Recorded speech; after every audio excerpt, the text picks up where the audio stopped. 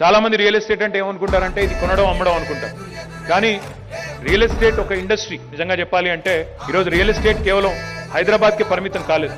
నిన్న మొన్న నేను చూశాను, చంద్రబాబు నాయుడు గారు చెప్తా ఉన్నారు, ఆయన ఆంధ్రాలో ఎక్కడో మాట్లాడుతూ చెప్తున్నారు, ఒకప్పుడు ఆంధ్రాలో 1 ఎకరం అమ్మితే తెలంగాణలో 10 ఎకరాలు కొనుక్కునే పరిస్థితి ఉండేది.